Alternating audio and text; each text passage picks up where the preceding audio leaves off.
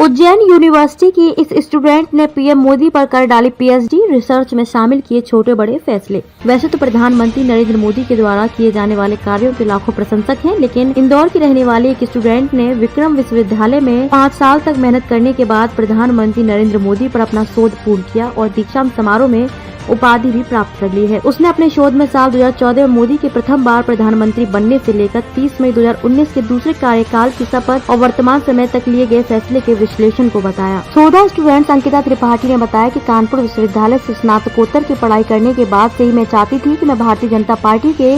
किसी विषय पर पीएचडी करूं, क्योंकि मेरे पिताजी रमाकांत त्रिपाठी भारतीय जनता पार्टी से जुड़े हुए हैं, जो कि फतेहपुर से जिला अध्यक्ष, कानपुर के क्षेत्रीय उपाध्यक्ष रहने के साथ ही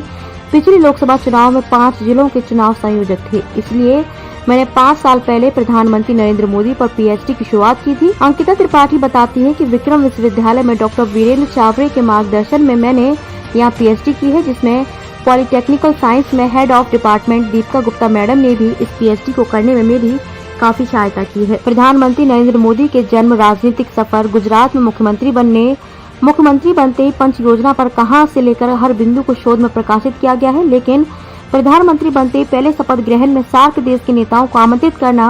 और फिर विदेश नीति को पहली वरीयता प्रदान करना उनकी दूरगामी सोच को बताती है। गुजरात मॉडल के आधार पर देश भर में काम है। केंद्रीकरण पर बल देकर योजना आयोग को समाप्त कर इनके स्थान पर नीति आयोग बनाने से लेकर मन की बात से जनता के प्रथम सेवक की छवि बनाना प्रधानमंत्री नरेंद्र मोदी की लोकप्रियता का सबसे बड़ा कारण है। साल 2014 से 2019 तक प्रधानमंत्री ने ग्रामीण क्षेत्रों पर सबसे अधिक फोकस किया, जिसके तहत उन्होंने ग्रामीण क्षेत्रों में इंटरनेट की गति प्रदान करना, बुनियादी ढांचे का निर्माण करना और डिजिटल साक्षरता को आगे बढ़ाना, ये लिए ऐतिहासिक फैसले। अंकिता त्रिपाठी ने अपने शोध में इस बात का भी उल्लेख किया है कि साल 2014 के प्रधानमंत्री नरेंद्र मोदी के कार्यकाल को देखकर साल 2019 में उन्हें पसंद करने वालों की संख्या काफी बढ़ चुकी थी। साल 2014 के बाद 2019 में कई राज्य ऐसे भी थे जहां बीजेपी की सरकार आई थी। शोध में बताया गया कि 9 नवंबर 2016 को नोटबंदी, काले धन का मुद्दा ही गवर्नमेंट, भ्रष्टाचार पर रोक, प्रत्येक गांव तक पानी, महंगाई पर नियंत्रण, अल्पसंख्यकों के लिए शिक्षा एवं उद्योग, नई राष्ट्रीय स्वास्थ्य नीति,